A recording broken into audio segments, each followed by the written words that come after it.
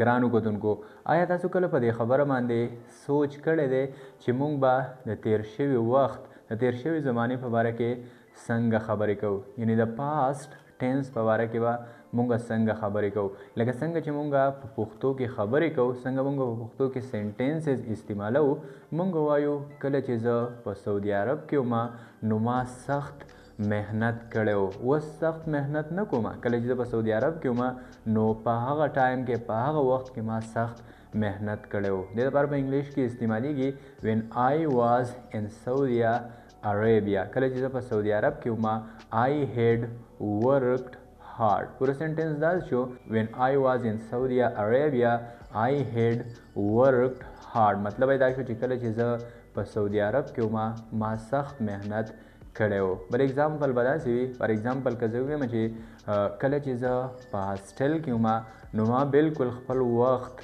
نه و ضایع کړی when I was in hostel I hadn't wasted my time مطلب دا شو چې کله چې زه په هاسټل کې وم نو ما بالکل خپل وخت نه و ضایع کړی when they were poor people hadn't helped them او مطلب دا شو چې کله چې هغوی غریبانانو نو خلکو د هغوی مدد نه و کړی when they were poor people hadn't helped them یعنی کله چې هغوی غریبانانو نو خلکو د هغوی مدد نه و کړی ګرانو کتونکو نن په دې ویډیو کې به موږ څه دغسې سینټنسز زده کوو هغه هم د پاست پرفیکټ ټینس په مدد سره یعنی که چېرته تاسو له پاست پرفیکټ ټینس درځي تاسو په پاست پرفیکټ ټینس باندې پوهیږئ نو بیا بالکل تاسو د دې خبرې قابل یئ چې تاسو داسې قسم له خبرې زده کوئ نو هو بالکل ګرانو کتونکو نن په دې ویډیو کې به موږ د پاست پرفیکټ ټینس پازیټیو سینټنسز نیګیټیو سینټنسز انټراګیټیو سینټنسز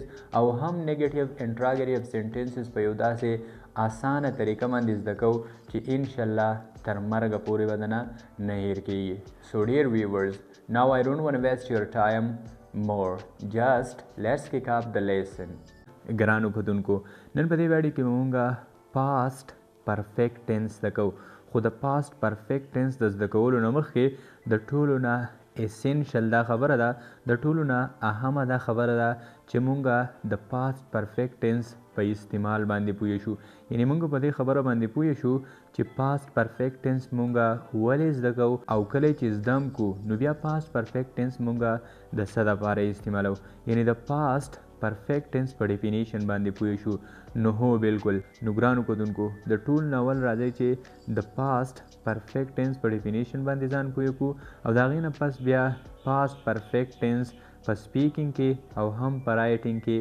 زده کړو نو ګرانو کتونکو د پاست پرفیکټ ټینس ډیفینیشن داسې دی ان ایکشن کمپلیټډ ان پاست څه مطلب ان ایکشن کمپلیټډ ان پاست مطلب یې دا دی چې یو کار چې هغه په پاست کې مکمل شوی و یو کار چې هغه په پاست کې کمپلیټ شوی و نو د هغې دپاره مونږ بیا پاست پرفیکټ ټینس استعمالو لکه فار ایگزامپل څنګه چې مونږ په پښتو کې خبرې کوو او مونږ وایو د کلاس شروع کېدلو نه مخکې استاد ټیسټ اخیستی و فار ایگزامپل استاد ویلی چې زه به سبا ټیسټ اخلم او بیا ستاسو څه ملګري داسې وي چې هغه هم د دغه ټیسټ د وجې کلاس ته نه وي درغلی او هغه بیا ستاسو نه تپوس وکړي چې څنګه چل دی استاد ټیسټ اخیستی و نو بیا ورته په دغه وخت کې بالکل تاسو ویلی شئ چې د کلاس شروع کېدلو نه مخکې استاد ټیسټ اخیستلی و بل اگزامپل به داسې وي د لمر د ډوبېدلو نه پس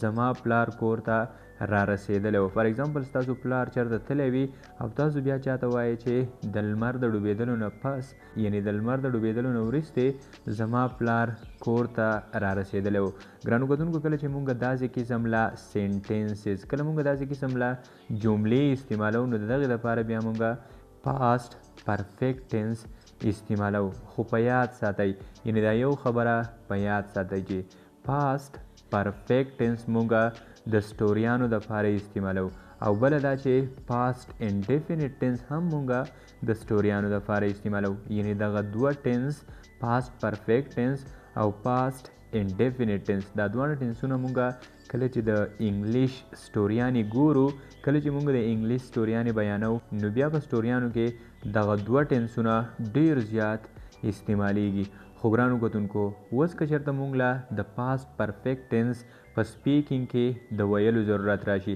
یعنی د پاست پرفیکټ ټینس د سینټنسز د جملو موږ له په سپیکینګ کې د ویلو ضرورت راشي، نو بیا به موږ وایو څنګه. او که چېرته موږ له په رایټینګ کې یعنی په لیکلو کې په یو ایسے کې په یو لیټر کې په یو بل څه کې په یو پیپر کې موږ له د پاست پرفیکټ ټینس د سینټنسز لیکلو ضرورت راشي، نو بیا به موږ لیکو څنګه. نو او بالکل ګرانو کتونکو اوس راځئ چې هم د ویلو او هم د لیکلو طریقه زده کړو. فار ایگزامپل زما سه یو سینټنس دی د پښتو او سینټنس داسې دی ما مونځ کړی و. ستاسو د راتللو نه مخکې یعنی تاسو نوی راغلی، ستاسو د راتللو نه مخکې ما مونځ کړی و. دا کار په پاست کې مکمل شوی و، دا کار دا خبره د مونځ کېدل په پاست کې کمپلیټ شوي و. ګرانو کتونکو دا سینټنس زه انګلیش ته ټرانسلیټ کوم، نو دې دپاره زموږ څه یو شارټ غوندې سټرکچر دی. دې دپاره زموږ څه یو شارټ غوندې فارموله ده چې د هغې په مدد سره موږ ډېر زیات په اسانه باندې د پاست پرفیکټ ټینس پاست ډېر سینټنسز انګلیش ته ټرانسلیټ کولی شو. سټرکچر داسې دی د ټولو نه اول به موږ سبجیکټ لګو. سبجیکټ هغه چاته ویلی کېږي څوک چې په جمله کې کار کوي، یعنی په جمله کې کار کوونکي ته ویلی کېږي سبجیکټ. په دویم نمبر به بیا موږ د سبجیکټ نه پس هیډ لګو. په دریم نمبر د ورب تھرډ فارم یعنی په پاست پرفیکټ ټینس کې به موږ په دریم نمبر د ورب تھرډ فارم لګو. او څنګه چې تاسو ته ما د همیشه په شانتې په نورو ویډیوګانو کې ویل دي چې د هر ورب څلور فارمز وي، څلور حالاته وي، فرست فارم، سیکنډ فارم، تھرډ فارم او دغسې څلورم فارم یعنی آی این جی فارم. نو په دریم نمبر به موږ د ورب تھرډ فارم لګو او په څلورم نمبر به موږ ابجیکټ او فول سټاپ لګو. ابجیکټ ویلی کېږي په څه باندې چې کار کېږي یا د څه څیز په ذریعه باندې چې کار کېږي. نو ګرانو کتونکو دا سینټنس چې زه انګلیش ته ټرانسلیټ کوم ما مونځ کړی و ستاسو د راتللو نه مخکې، نو د ټول نه اول به زه سبجیکټ ولګوم. چا مونځ کړی و؟ ما مونځ کړی و. نو زما دپاره په انګلیش کې استعمالیږي آی. په دویم نمبر به زه هیډ ولګوم، یعنی فارموله وایي ته په دویم نمبر باندې هیډ ولګو. آی هیډ. په دریم نمبر باندې څه کار شوی و؟ مونځ ادا کېدل شوي وو. نو مونځ ادا کېدلو ته ویلی کېږي آفر. خو زه به دلته آفر نه لګوم، زه به دلته د آفر تھرډ فارم ولګوم او د آفر تھرډ فارم دی آفرډ او په آخر کې ابجیکټ یعنی په څه باندې چې کار شوی و. آی هیډ آفرډ د پریر مطلب یې دا دی چې ما مونځ کړی و. ګرانو کتونکو که چېرته تاسو د آفر په ځای باندې پرفارمډ ولګوئ نو هم ټیک دی. د ادا کولو دپاره په انګلیش لینګویج کې پرفارم هم استعمالیږي او آفر هم استعمالیږي او په آخره کې ستاسو د راتللو نه مخکې بفور یو کیم. پوره سینټنس دا شو آی هیډ آفرډ د پریر بفور یو کیم او مطلب یې دا دی چې ما مونځ کړی و ستاسو د راتللو نه مخکې. یو بل اگزامپل به داسې وي، فار ایگزامپل که زه د یو هلک په باره کې ویمه، زه ویمه چې پرون احمد د 2 بجو نه مخکې سکول ته تللی و، یعنی احمد د سکول تللو دا کار پرون د 2 بجو نه مخکې کمپلیټ کړی و، مکمل کړی و. احمد پرون د 2 بجو نه مخکې سکول ته تللی و.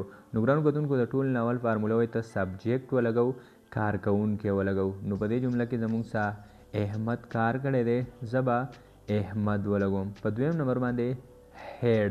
خو دا یو خبره په یاد ساتئ چې هیډ موږ به د آل سبجیکټس نه پس لګو، یعنی که چېرته زموږ څه سبجیکټ آی و، یو و، وی و، دی و لا پلورل ناونز و، دغسې هی شي ایټ یا سینګولر ناون و، نو د هغې نه پس به موږ هیډ لګو. یعنی په پاست پرفیکټ ټینس کې صرف او صرف دغه یو هیلپینګ ورب دی هیډ او دا به موږ د ټولو سبجیکټو نه پس لګو. یعنی که زموږ سبجیکټ هر څه وي نو بیا به موږ د هغې نه پس هیډ لګو.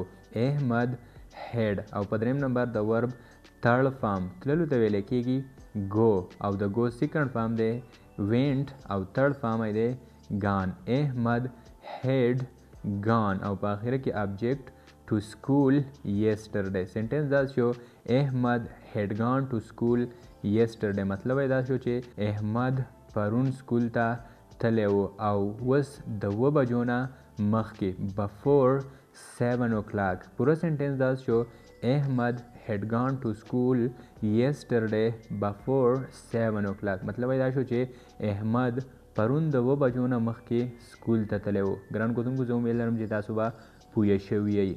او اوس راځئ چې څه نور اگزامپلز هم زده کړو په پازیټیو سینټنسز کې چې تاسو پې نور هم ښه پوه شئ.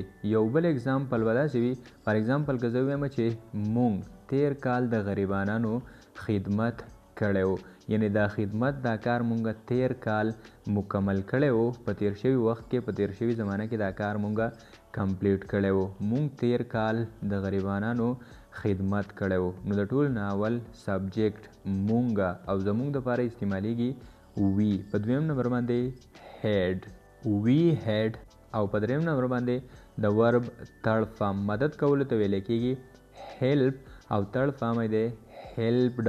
او په څلورم نمبر باندې object the poor، we had helped the poor. او په آخره کې last year یعنی تیر کال. پورا سنټنس دا شو we had helped the poor last year. او مطلب دا شو چې تیر کال مونږه د غریبانانو خدمت کړو. او ګرانو کتونکو آخري اگزامپل په پازیټیو سینټنسز کې داسې وي، فار اگزامپل که زه ووایم چې فرض که تاسو په چا باندې یو ابجیکشن کوئ، تاسو په چا باندې اعتراض کوئ، په خپل کلاس میټس باندې، په خپل کلاس فیلو باندې. فار اگزامپل تاسو ورته وایئ چې تاسو پرون نه او بل پرون زما د بیګ نه کتابونه پټ کړي وو، یعنی د کتابونو پټولو دا کار تاسو پرون نه او بل پرون زما د بیګ نه کړی وو. یوازې کتابونه نه، فرض کا یو کاپي شوه، پین شو، یا یو بل سیز شو. خو ګرانو کتونکو دا یو اگزامپل دی. فار اگزامپل تاسو ورته وایئ چې تاسو پرون نه او بل پرون زما د بیګ نه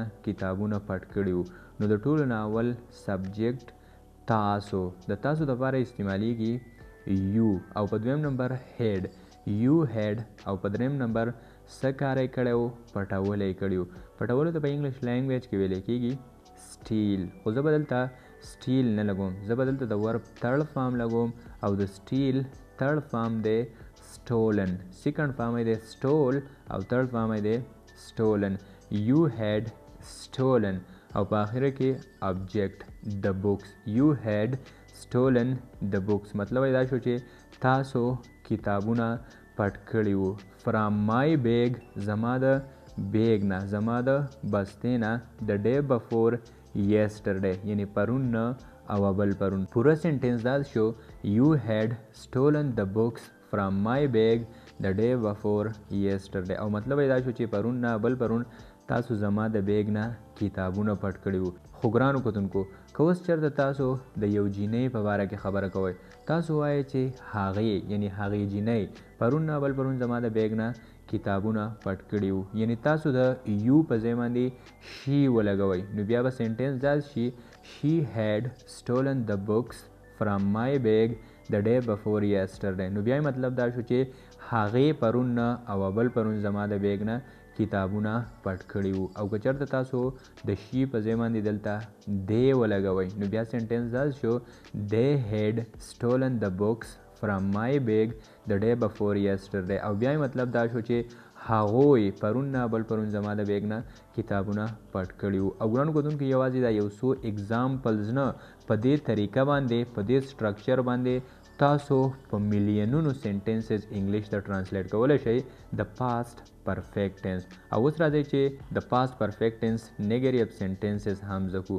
نیګیټیو سنټنسز هغه جملو ته ویلی کېږي چې په هغې کې یو کار نه وي شوی، یعنی یو کار نه و شوی. لکه څنګه چې موږ په پښتو کې وایو، موږ وایو زه هلته نه وم تللی، ما چای نه و څښلی، ما خپل کار نه و مکمل کړی. نو دې ته ویلی کېږي نیګیټیو سنټنسز. خو د نیګیټیو سنټنسز انګلیش ته ټرانسلیټ کولو دپاره صرف او صرف موږ به د هیډ یعنی کومه چې هیلپینګ ورب دی او د ورب د تړ فارم، د دې دواړو په منځ کې موږ صرف او صرف د ناٹ اضافه وکړو، او باقي هم هغه د پازیټیو سنټنسز سټرکچر دی. فار ایگزامپل زما سره یو سنټنس دی، زما سره یو جمله ده، او جمله داسې ده هغوی ما ته رینګ نه و کړی، یعنی هغوی دا کار نه و کړی. نو د ټولو ناول دی، او په دویم نمبر هیډ ناٹ، دی هیډ ناٹ. او په دریم نمبر د ورب تړ فارم کالډ، او په آخره کې to me. سنټنس دا شو they had not called to me او مطلب دا شو چې هغوی ماته رینګ نه وکړی. ګران کتونکو که اوس پکې تاسو شاملوئ پرون نو بالکل تاسو ویلی شئ they had not called me yesterday. تاسو وایئ چې پرون نه اول پرون هغوی ماته کال نه وکړی نو تاسو بالکل ویلی شئ they had not called me the day before yesterday. او ګرانو کتونکو اوس یو بل اگزامپل به داسې وي فار اگزامپل که زه ووایم چې مونږ د هغوی نه میچ نه وګټلی کومه چې نیګیټیو سینټنس دی دې دپاره په انګلیش کې استعمالیږي we د ټول ناول سبجیکټ we او بیا had not we had not won the match from them. مطلب دا شو چې مونږ د هغوی نه میچ نه وګټلی we had not won the match from them یعنی مونږ د هغوی نه میچ نه وګټلی. او ګرانو کتونکو آخري اگزامپل به په نیګیټیو سینټنسز کې داسې وي فار اگزامپل که زه ووایم چې ما چای نه و څښلی یعنی د چای څښلو دا کار ما نه و مکمل کړی نیګیټیو سینټنس. نو د ټول ناول سبجیکټ I په دویم نمبر had not او په دریم نمبر د ورب third form او په آخره کې object I had not taken tea. مطلب دا شو چې ما چای نه و څښلی. ټیک استعمالیږي د چای څښلو لپاره. د ټیک بلها نورې معنی هم دي خو د چای څښلو لپاره هم ټیک استعمالیږي او تھرډ فارم یې دی taken. سنټنس دا شو I had not taken tea او مطلب دا شو چې ما چای نه و څښلی. او ګرانو کتونکو اوس راځئ چې انټراګیټیو سینټنسز کومې ته چې ویلی کېږي سوالیه جملې په کومې کې چې مونږ د چا نه تپوس کوو پوښتنه کوو. اوس راځئ چې هغه هم زده کو. فار ایگزامپل زما سره د پښتو یو سینټنس دی او هغه داسې دی آیا تا خپل کار مکمل کړی و یعنی ستاسو نه څوک تپوس کوي چې آیا پرون نه بل پرون یا یو میاشت مخکې یو کال مخکې آیا تا خپل کار مکمل کړی و کومې ته چې ویلی کېږي انټراګیټیو سینټنسز. نو صرف او صرف په انټراګیټیو سینټنسز کې به مونږ هیلپینګ ورب د سبجیکټ نه ګز سایډ ته یعنی دې غاړې ته لګو او باقي هم هغه د پازیټیو سینټنسز سټرکچر دی فارموله ده خو په آخره کې به مونږ ساین آف انټاروګیشن دلته لګو.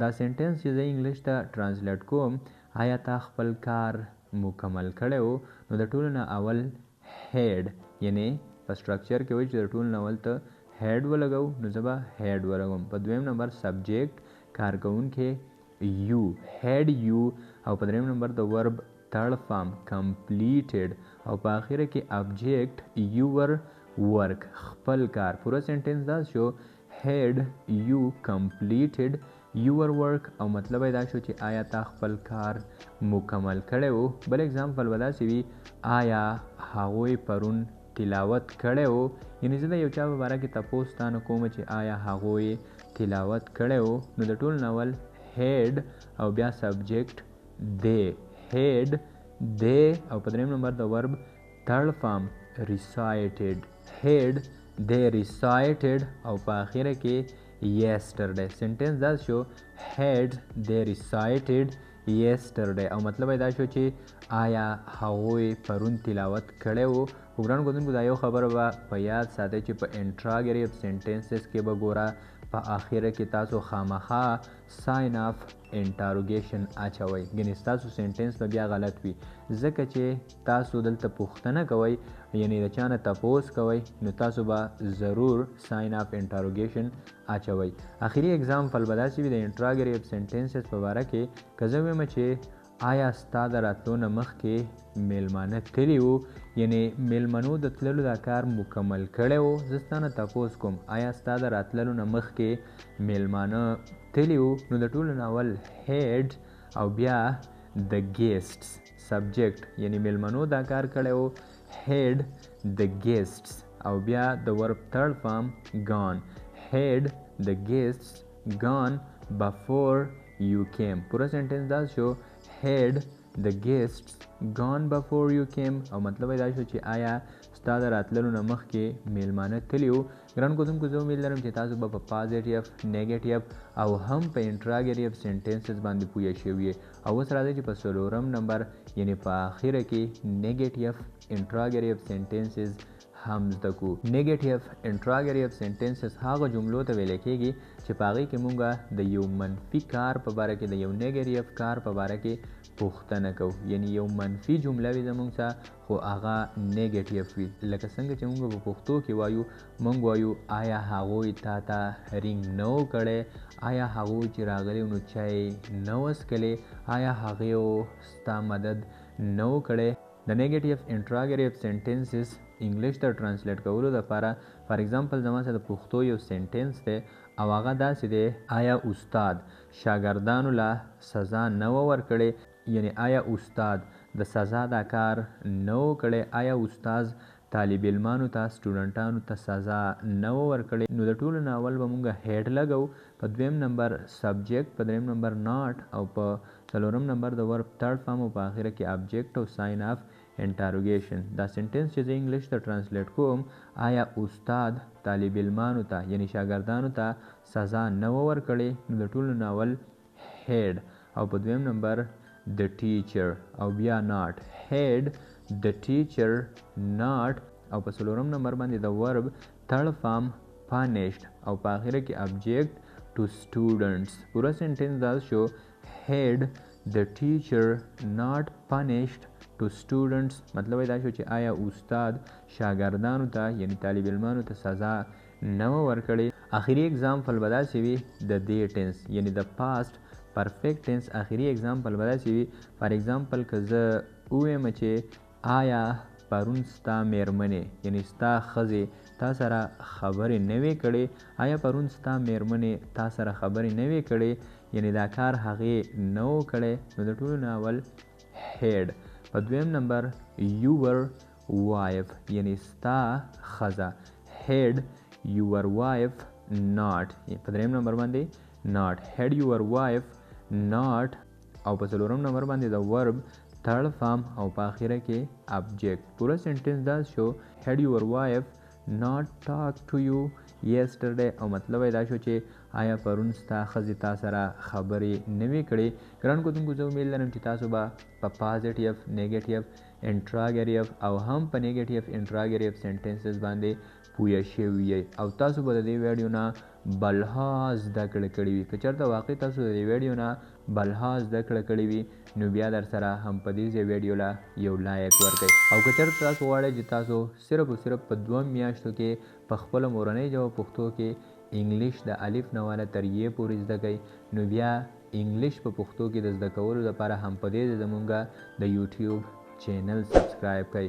او که چېرته تاسو د انګلیش سره ریلیټډ په یو ټاپک کې کنفیوز یاستئ، یعنې تاسو چېرته په ماډل وربس کې، پارټس آف سپیچ کې، ایکټیو وایس، پیسیو وایس کې، دغسې نارمل انګلیش، ایډوانس انګلیش، دغسې سپوکن انګلیش وغیره وغیره څومره چې هم د انګلیش سره ریلیټډ ټاپکس دي، تاسو چېرته هم په هغې کې کنفیوز یئ، نو بس د دغه کنفیوژن دپاره موږ ته صرف په کمنټ سیکشن کې یو کامنټ وکړئ او انشاءالله زموږ نیکسټ ویډیو به ستاسو په دغه کنفیوژن باندې وي. یعنې که چېرته تاسو په یو ځای باندې نه پوهېږئ نو زموږ نیکسټ ویډیو به هم په هغه ټاپک وي. د ویډیو کتلو یو جهان مننه.